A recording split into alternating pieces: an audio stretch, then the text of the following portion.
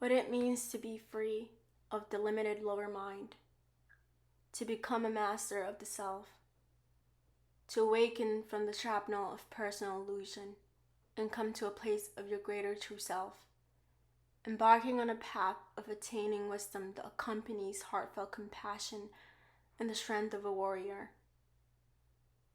The endless journey to the heart of existence that requires courage, strength, and the inner will to make the greatest turnaround of your homecoming to becoming synchronized with evolution beautifully.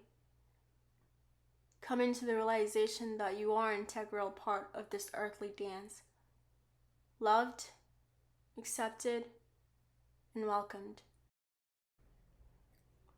Scorpio is very similar to Aries because they're both the signs of the warrior, even though for different reasons and in different ways.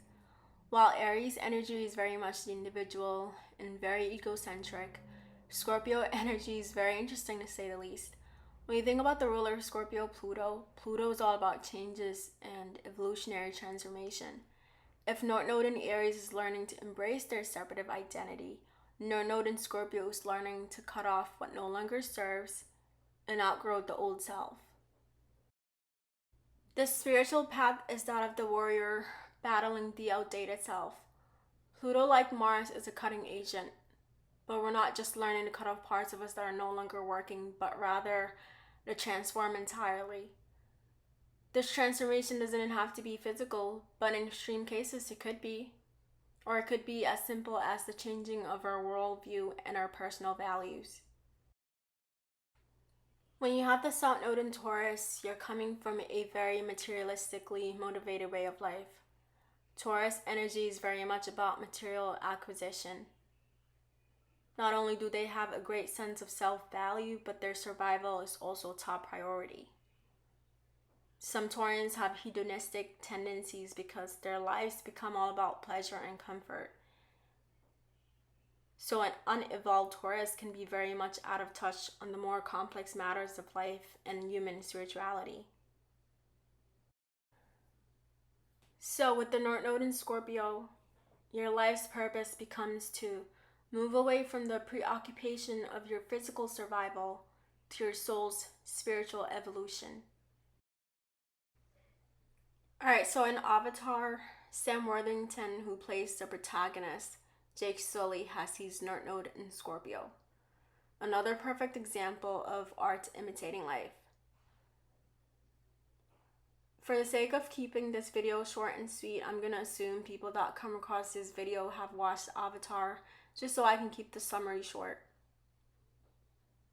One of the main backstories is that Jake Sully, who's a paraplegic, is promised to get his legs back if he acts as a spy for the RDA. The RDA is trying to obtain a very valuable mineral called unobtainium from the Navi's sacred home tree.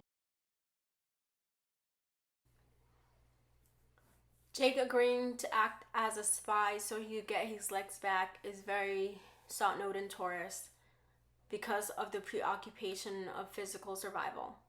Also, the RDA willing to destroy home tree is very Taurus South Node because the possession of the unobtainium grants them material acquisition. The idea that the nodes are a progression of our lives also ties in with the plot line of the film.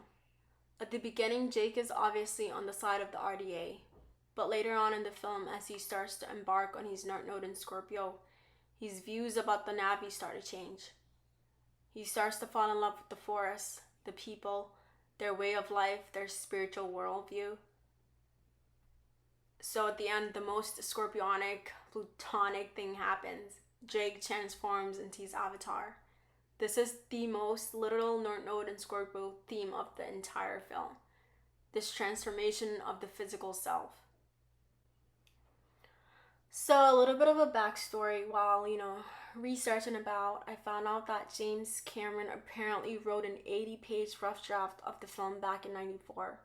The interesting thing is that the transiting nodes were along the Taurus-Scorpio axis in the year of '94. So as a person that's always believed in a higher being and always been about spirituality, Discovering these connections just inspires an even stronger sense of faith in me. Faith that something much greater is working behind the scenes, forever orchestrating our mundane, existence, just making sure balance is never truly lost within society. So when a work of art like Avatar explores themes that have been centrally relevant to human existence, it was bound to become universally resonant because it actually, spoke to the masses.